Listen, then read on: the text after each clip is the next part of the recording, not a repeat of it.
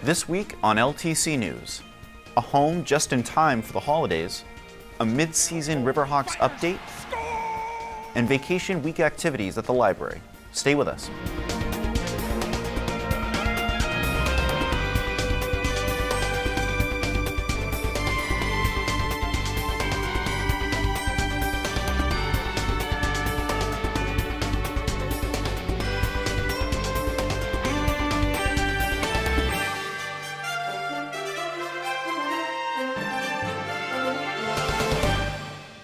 Welcome back to this edition of LTC News. I'm your news anchor, Al Gentili. Home for the holidays has a very special meaning for one Lowell family. On Saturday, December 17th, one family received the keys to their newly rehabbed Habitat for Humanity home on Dalton Street in Lowell's Centreville neighborhood. The sun was shining on this Habitat for Humanity home on Friday, the day before the dedication. Saturday's snowstorm moved the celebration inside, where the heartwarming spirit of joy and gratitude of those gathered to welcome the Kawaya family to their new home shone bright. I am particularly touched because this is a home that was someone's home and now built into a new home for a new family. And so we thought it would be really appropriate for the people who lived here before, and then our main sponsor, John and Anne Marie Galley, who are back there, who actually donated this home, and I'd like to give them also an opportunity to speak. Thank you to Habitat for the opportunity to be part of this. I know it seems like we were generous, but I think the opposite happened. We received so much more than we gave. And what I wanted to say to you is, Lowell has always been a place of opportunity. It's a place where immigrants came for better opportunity. My family came here. My mother's family from Ireland to work in the mills. My dad's family a little bit later from French-speaking Canada. And so you continue that, right? So for me, it's, and for John, whose family came from Italy, it's such a gift to be able to, to give like this. And I think your family now is in the land of opportunity, and you will take the opportunity that's here, and I know you'll give back. I know you will, and I know that generations of your family will do the same, because it feels really, really good. Thank you. I have a small something for you. John, you get to talk it just a minute. Well, I just have a couple of things too, because of the season. Oh my gosh, how funny.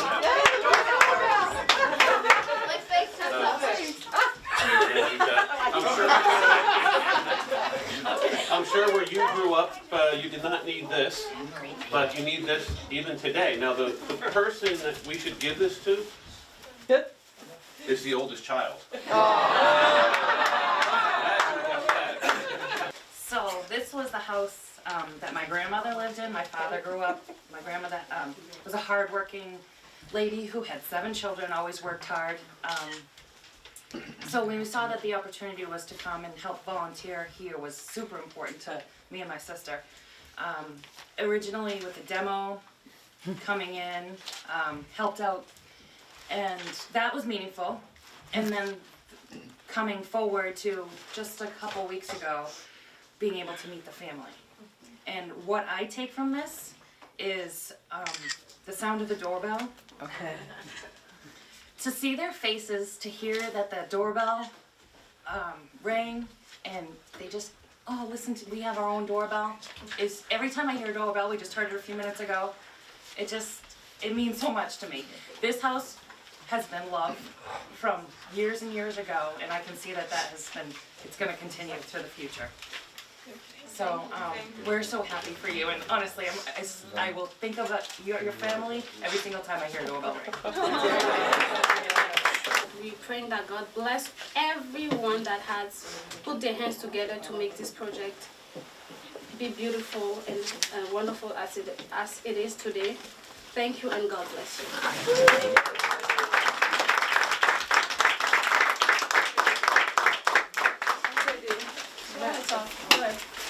I want to say thank you to all the people that helped us to our house, even though I didn't see the people. I'm actually really thankful for all of you. If you'd like to be involved with the Habitat for Humanity project in the Greater Lowell area, visit their website at www.lowellhabitat.org. One of the great things about Christmas is how beautiful downtown becomes with all the sparkling lights and festive storefronts. Soben Pin, editor of the Khmer Post, brings us a holiday report from downtown. I'm Soben Pin, editor of the Khmer Post with LTC News. Where I'm standing today is the Hypertext Cafe, the latest hotspot in downtown Lowell. Just a little less than a year ago, this wasn't here in Lowell as an option for us at all. And as many of you know, after the Lowell UMass Lowell bookstore was closed, many of us were sad. We got the bookstore back, plus a coffee shop and bakery, and many tables and chairs are there where for friends and family can sit, chit-chat, and they open on Christmas Eve. We are about to meet the co-owner of the Hypertext Cafe, Sheila Kell. Hi, thanks for talking with me today. Your window is so beautiful. Why do you decorate for Christmas?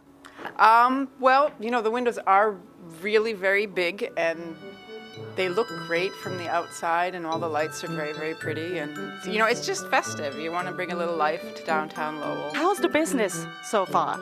Business is good. Right now it's really good because of the Christmas season and everybody's shopping and buying gifts. But our sales have been increasing and we seem to be doing well and more people are getting, you know, they're getting to know that we're actually here. The City of Lowell encourages holiday storefront decorations. I have Liz Stewart, the program coordinator for Cool. So Liz, tell us what the city does to help promote, make the downtown look more festive.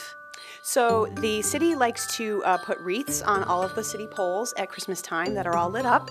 They light up City Hall to say Peace on Earth, and it comes on right at the end of the City of Lights parade. And they encourage the downtown businesses to do window decorating, and they have a contest where the public can vote, and there's also judging by a judging panel, so you have a public winner as well as a judge's winner for the decorating contest. Did you win this year? We did not win, sadly, but it was our first year, so we're going to try better next year. What do you have here? So what we do is we sell works made by local artists, and it's a way for artists to get exposure in downtown. We're here 7 days a week, and visitors can come anytime and see what different Lowell artists make. And if they want to see more, we can tell them where they can go see more.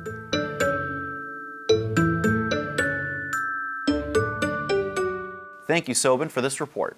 We encourage you all to get out and do a little last-minute shopping and dining downtown. The second half of UMass Lowell's hockey season will see the cream of Hockey East teams with games still to be played against Providence, BC, BU, and Northeastern here at the Tsongas Arena. We spoke with Riverhawks coach Norm Bazin and sports announcer Bob Ellis to find out what's in store for the fans. We're in the thick of things in Hockey East, the best hockey conference in the country. We're second place, I think, in Hockey East, but there's a big clump in the top 5 in the league out of 12 teams. So we're in the thick of things and we're in the mix. So we're going to give the kids time to concentrate on their exams and then go home for a break. We're away from the Tsongas Arena until January 27th, so we've got 5 straight away games on the road that will be very challenging. However, we're looking forward to coming back to the Tsongas on January 27th. We're going to host some of the cream of Hockey East with Providence, Boston College, Boston University, and Northeastern all coming to the Tsongas Arena in the second half. All 5 of those teams will be competing for the top spot, so it'll be very entertaining, it'll be very challenging, and we're looking forward to it.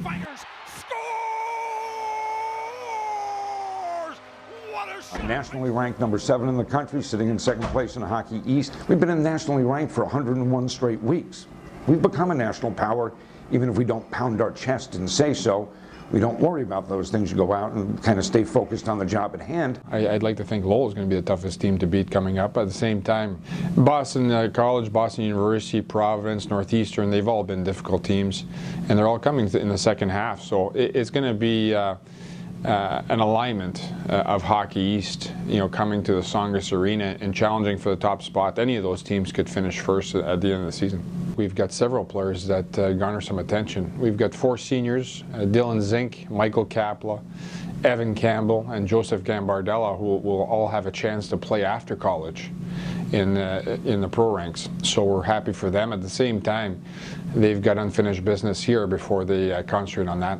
Norman, and you talked with him, he preaches to this team classic Lowell style hockey, as he calls it. Play hard, play fast, play discipline. He also talks about puck possession. Go get it, keep it. Puck possession, puck aggression. Take the puck and go. And I have found it to be a delightful style to watch, and played the way this team plays it, with skill, with passion. It is a very effective style, a very successful style. We embody the city because I love Lowell. I love the hardworking approach. I love the no-nonsense approach, and I feel our kids love the city and where they study and live. And I think you'll see in the second half that we'll be in the thick of it, and at the end of the day, we'd like to think that we can be that last team standing. Finding activities for the kids during the long holiday break can be difficult. Why not take a trip to the library? There's plenty of entertainment planned for the kids while you browse the stacks. Hi, my name is Sean Thibodeau. I'm the coordinator of community planning here at the Pollard Memorial Library in Lowell. And I want to tell you about some events we have coming up for the winter break. So we have 2 big days. First one being Tuesday the 27th. In the morning we have a 10 a.m. Lego Club, which is open to kids grades 1 through 6. It's a drop-in program. You can come and make a Lego masterpiece, and we put them on display in our display cases down here on the ground floor, so you can the kids can come and show their friends and family their creations. And then later on that afternoon, we're showing 2 family-friendly movies. The first one being the recent remake of Pete's Dragon at 2 o'clock, and then at 6 o'clock, the new animated film Secret Life of Pets. So those are free and open to the public. We can come by and enjoy, some free family fun. We have a drop-in craft right at the children's reference desk here on the ground floor. That would be while supplies last. So we only have so many kits, so just keep that in mind. But if you want to stop by anytime between 10 and 12 and make a craft at the children's reference desk, we're happy to have you. We have these events during winter break. We also have events in the February break, the April break, and of course the big summer reading program.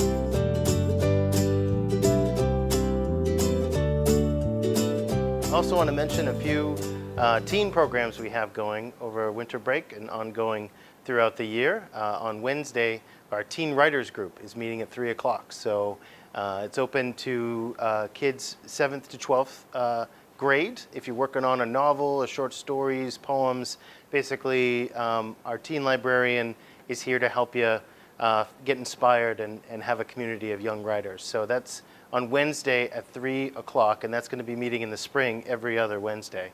And then on Thursday of winter break, another group that meets on a regular basis here is our Interactive Fiction Club. So that's sort of a gaming type of scenario where people, it uses old technology that's the computers before graphics, sort of computers with storylines. And so you you read certain adventures and you come up with what you want to do in the face of certain obstacles or challenges. So it's a really fun and interactive way to use your imagination and your creativity and to kind of make up a story as a group. So that group meets at 3:30 on Thursdays here at the library. It's open to kids 6th grade through 12th grade. So both those are free and open and to the kids in those age ranges, and there's no sign-up required. So come on down. The Pollard Memorial Library is a fabulous resource for everyone in Lowell. Now, in this week's Sunspot, Lowell Sun editor Jim Campanini and Enterprise editor Chris Scott sit down to talk about the year that was 2016.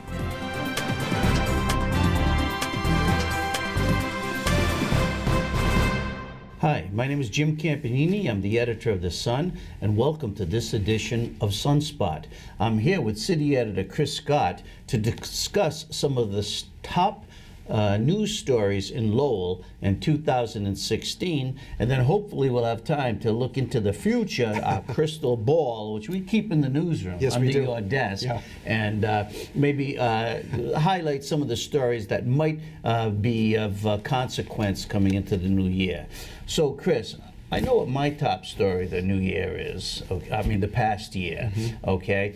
And it'd probably be significantly different from yours, but... We do have our differences. Why don't you go first? Well, I know certainly, I don't want to steal your thunder, but certainly the visit of President-elect Donald Trump would have to be, you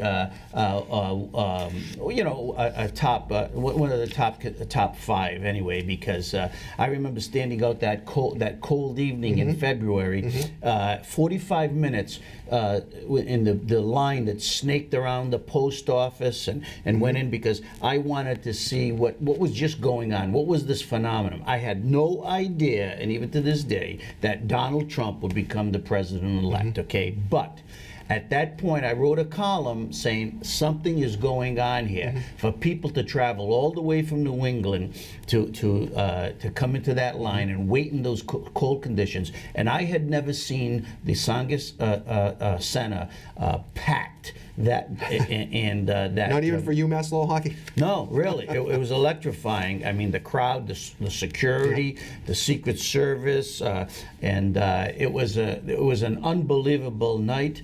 I was not, you know, at the time won over by Trump, but he certainly knew how to get a crowd going. I don't disagree. I don't disagree that that was one of the top stories.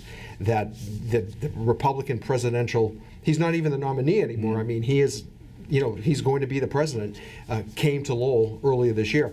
I think a big reason he came to Lowell is because at the time, his campaign manager was a Lowell native who ran for state rep, Corey Lewandowski. So I think that had a little bit of bit of sway in bringing him to the city. Even the brilliance of that move at the time, because everybody was saying, why would a Republican be coming to Massachusetts? They're not going to vote for him in the long run, or any Republican. And yet, it was so close to the New Hampshire border, and he got people from Maine and New Hampshire, even some from Rhode Island, because I remember speaking to people in the crowd. They drove from long distances on a cold night to be there. Something was percolating. You know, I didn't know what was really going on, but for these people to come, and they were ordinary people, truck drivers, some of them were doctors, nurses, teachers.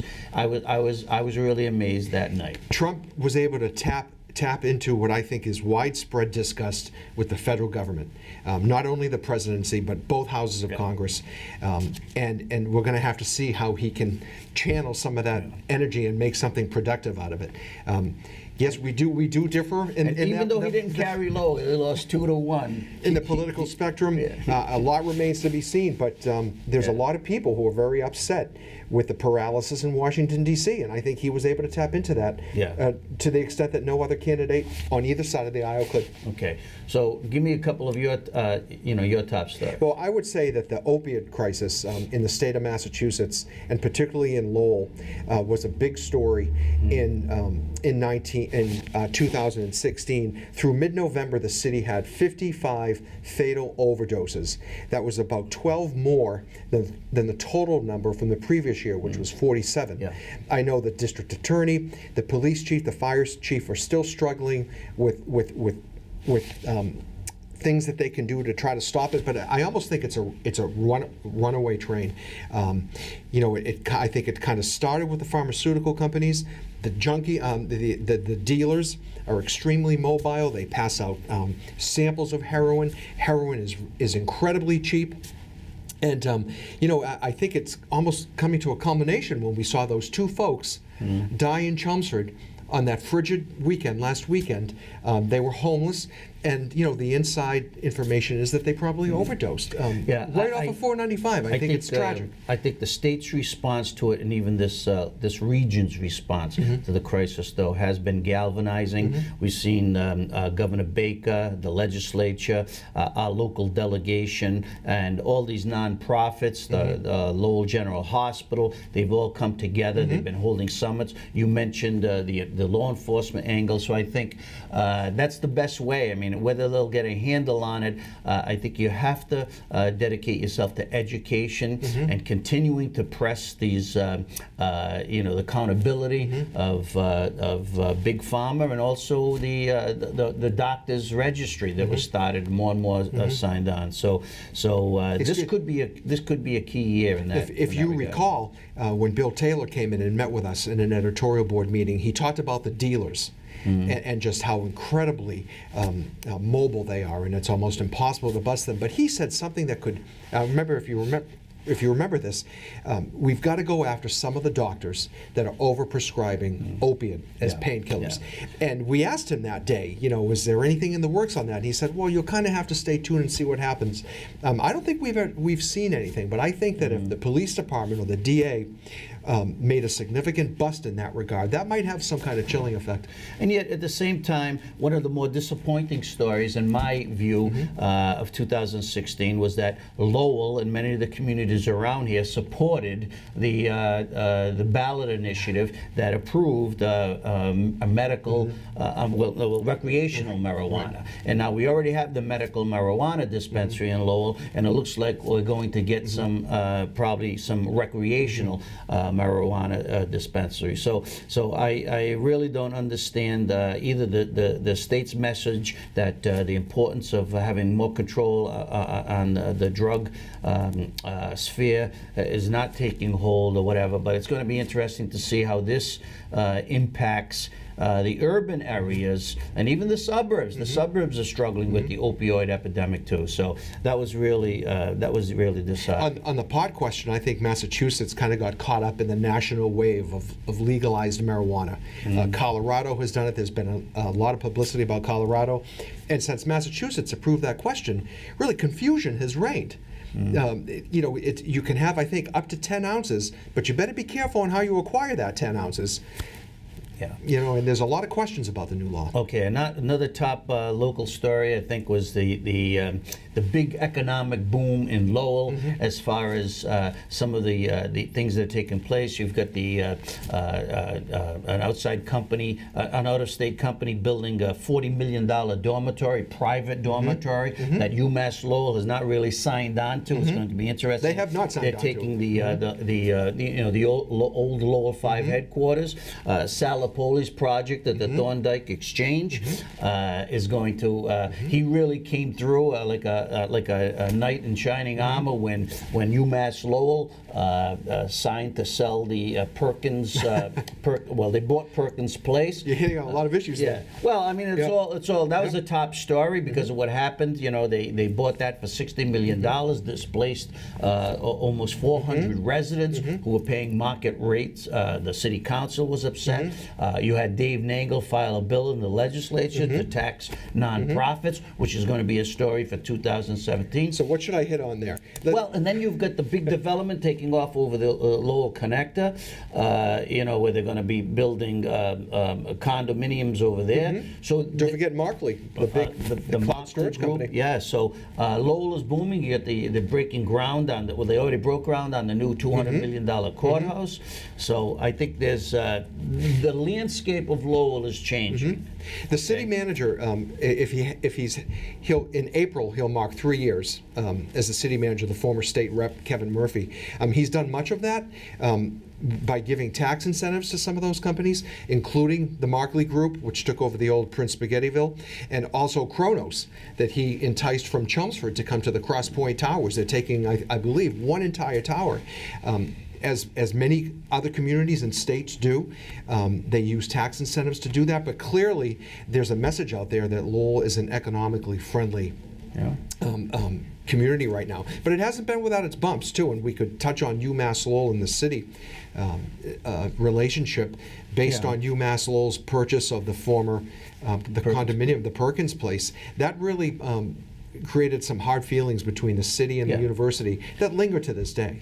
I hope they'll be able to resolve their differences. I mean, UMass Lowell is a great organization. It's a state leader in so many programs and stuff, and I think they'll resolve their issues. I mean, one of the things that UMass Lowell was involved in was actually an initiative from the prior chancellor, Marty Mean, who's now the president, was the decision to get Enel, the city, to fix the bridges. The city took over the bridges. That was Marty's idea, and I think when these 8 bridges that are crumbling are done, and they've already started the project, that will really change the inner environment of the city. It will beautify it. It will make some of these roads now. Especially Broadway, you can't even go over that bridge. There's a police officer at the base watching everybody who travels over the bridge. Large trucks can't go. I mean, that's a corridor to UMass Lowell in the downtown. So it's really just a thought on that. That's not one of the real sexy projects like the Mark Lee or the Kronos, right? But that is a key project, because what you have to keep in perspective there is that the relationship between the city and the university and Enel, they haven't been necessarily on the same table, on the same page, particularly with Enel. It's a private company based in Italy. They haven't always been there, but Marty was able to get them all to the table. They got that federal grant. That was a partnership. So that's a big deal. Yeah, and I like that collaboration between UMass Lowell and the city. It worked well. I think Jackie Maloney, the new chancellor, is following through on that. Another big story, the sale of the Spinners. Drew Webb, after 17 years, he built a great franchise. He was a great person and neighbor to have in Lowell. Now he sold it to David Heller, who already owned 4 other teams in the minor leagues, and he comes in and creates this new enthusiasm and dynamic. He wants to change the infrastructure of the ballpark, add rides and stuff. He's got a great track record in the past, so hopefully he will become as good a representative of that franchise and the face of that franchise as Drew Weber was. So that's going to be interesting. The Spinners, everyone's loved the Spinners over the years. They've had how many consecutive sellouts? But the Spinners were in need of a shot in the arm. There was a local group that got together, guys like Mike Kunzler and John Chemley. They kind of fished around. They weren't able to pull off the deal, and then Dave Heller stepped up, and he should be able to breathe some new life into the franchise. Okay, we're down to 1 minute. Tell me your top story of the new year, looking into the crystal ball, the future. It's really going to be what the city does, I think, with the high school. Is it going to build a new high school? Is it going to renovate the current one? Is it going to build a new high school on another site? Are they going to have to take buildings near the current high school by eminent domain? Coming into an election year for the city council and the school committee, that's going to be a pretty big issue. I think so too. And we got a city council and school committee election coming up November. I think that's going to be important. Right now, I think the city council has done a pretty good job. The school committee, I think they're trying, but I think a lot of new faces there. A lot of new faces there. The superintendent still does not have a contract. But I think one of the big things is going to be the downtown, the inner core. There's a group out there working with the Lowell plan in the city to revive the canals. They've already made some progress, lighting up the areas and stuff. I think you're going to see some dynamic changes in the Lowell over the next year to beautify the city and bring back more people into the inner core. So hopefully those things will all transpire and come true. But we want to wish you a very, very happy holiday season. Merry Christmas, and we'll be back next week. Thank you, Chris. Thank you. That's it for this edition of LTC News. Join us next week for a special look back at some of our favorite LTC News stories of 2016. All of us here at LTC want to wish you a very happy holiday. I'm Al Gentili, and be well.